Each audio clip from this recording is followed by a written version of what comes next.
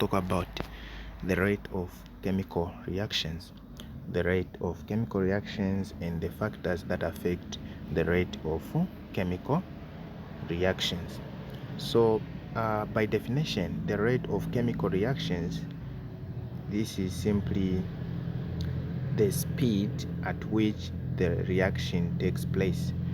The rate of chemical reaction is the speed at which the reaction takes place, and it is given by the formula rate of reaction is equals to the change in reactants over the time taken. So if you have the reactants in a beaker, let's say we are reacting chemical A with B, now the change in the either the reactants or the products over a period of time is what we call the rate of reaction, or the speed of reaction. So this is the formula to use to calculate the rate of reaction, and the factors that affect the rate of reactions are the concentration, temperature, pressure, and the surface area. Lastly, catalyst also affects the rate at which the chemical reaction takes place. Okay, so let's start by looking at how the concentration affects the speed of a reaction, and thereafter we're going to look at temperature, pressure, surface area, and even a catalyst. How does it affect the rate of chemical reaction? So concentration affects the rate of a chemical reaction in that when the concentration is increased, the rate of reaction also increases. So this is because the number of particles in the solution increases and collides with each other effectively. So when the concentration is increased, then the rate of reaction also increases. Why? Because when you increase the concentration, meaning you are increasing the number of particles in that reaction, so the collision between those particles increases. Remember, collision is one of the factors or one of the things which causes a reaction to take place. So when you increase the particles, the number of particles in that in the reactants, then you're increasing the concentration. Then what happens is that the collision also increases. The effectiveness of collision increase. Thereafter, the rate of reaction, the speed at which that reaction takes place, then increases. But on the other hand, when concentration is reduced, the rate of reaction also reduces. This is because the number of particles in the solution reduces and do not collide effectively. So if you have a beaker here and we have a number of particles inside there, so a reaction will happen if these particles collide effectively. That's when the reaction will take place. So if the number of these particles is small, then the rate of reaction will be reduced. That is when the concentration is reduced, then the reaction also reduced. But if you have a lot of particles, like there are a number of particles in that beaker, then the rate of reaction will increase because these particles will collide with each other frequently. Okay, so that is, you have increased the concentration. So concentration increases the rate of reaction. What of temperature? Effects of temperature on the rate of reaction. So temperature is the measure of the average kinetic energy of the particles So the measure of average kinetic energy is what we call temperature. And when temperature increases, then the rate of reaction also increases. Why? Because the particles gain what we call the kinetic energy and move faster and collide frequently. Okay, so what they're trying to say here is that when you increase the temperature, those particles will gain what we call kinetic energy. This kinetic energy will make the particles to move. So when they move, they collide and they react. So when you increase the temperature, the rate of reaction increases. But on the other hand,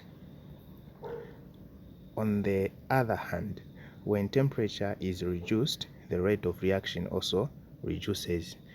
Why? Because the particles lose what we call the kinetic energy and move slower. So when the particles lose kinetic energy, they move slower and do not collide effectively.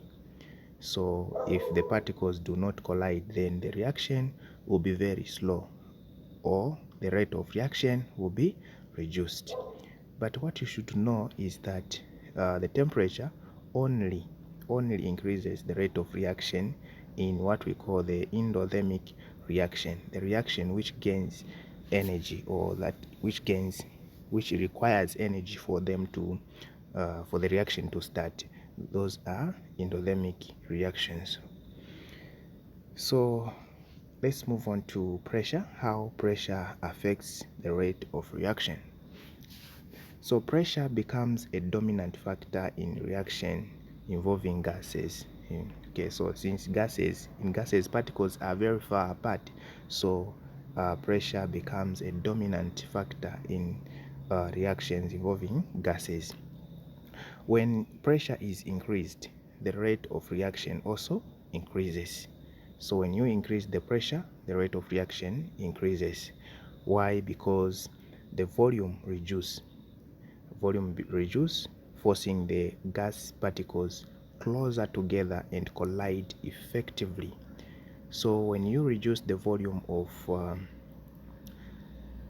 a container where you have put, let's say we have two beakers here, or two containers, the other one is big, the other one is small. So let's say we have put 5 particles there, and you have put 5 particles here. So in this container A here, in this container, these particles are very far apart.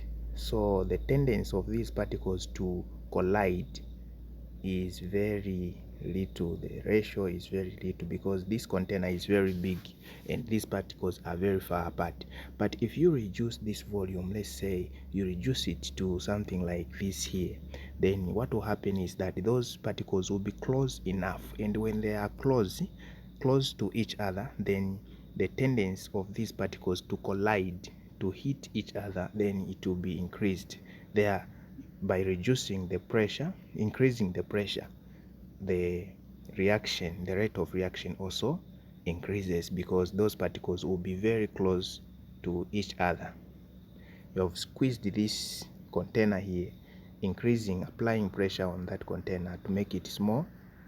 By making it small, then you are making those particles to be very close to each other. They are increasing the rate of reaction. That's why they are saying pressure increases. So when it increases, then it increases the rate of reaction. But on the other hand, when pressure is reduced, the rate of reaction also does what? Reduces. This is because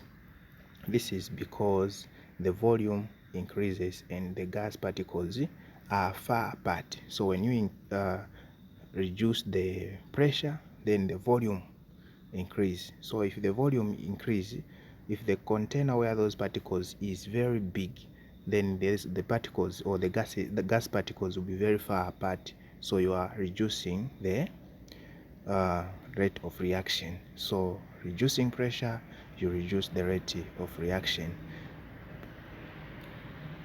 Okay, so let's look at the other factor, which is surface area. The effect of surface area, or the particle size, on the rate of reaction. So particle size usually refers to particles of a solid reactant. So when you refer to surface area or size of the particle, then you refer to solid reactant. So the rate of reaction is faster when the size of particles is small. Why? Because because a small sized particle has a large surface area.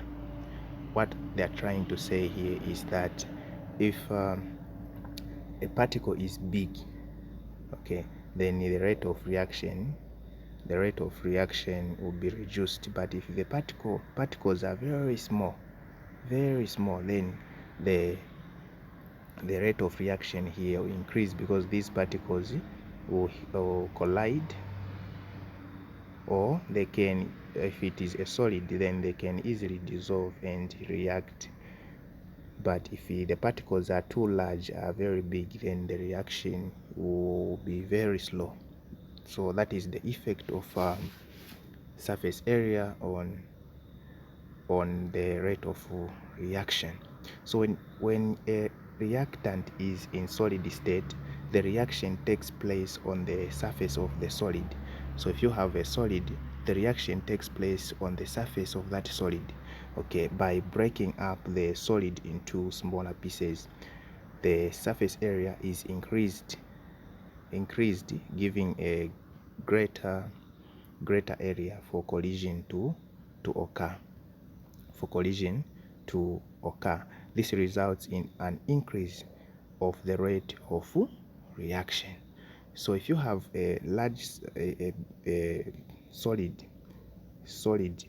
then if you have a solid, reaction occurs on the surface of that solid, breaking the bonds which are in that solid, making it to be either in liquid or making it to be very small. So when these particles become small, the surface area is increased. Thereafter, then the rate of reaction will also increase.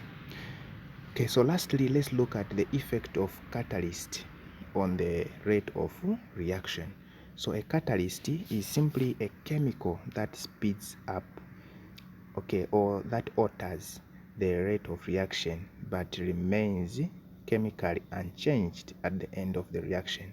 It is a chemical substance that speeds up the reaction, but it remains unchanged at the end of the reaction. That is what we call a catalyst. So a catalyst, what it does, it usually speeds up the reaction by lowering the activation energy of the reaction. So this activation energy is the energy required for a reaction to start. So if a reaction requires a lot of energy, then this catalyst will lower the amount of that activation energy. So if the energy required is less, then the reaction will be increased. The rate of reaction will be increased. So thank you very much for watching this video. Don't forget to like and subscribe. Remember, when you subscribe, you won't miss any of my videos, and leave your comment in the comment section concerning this video.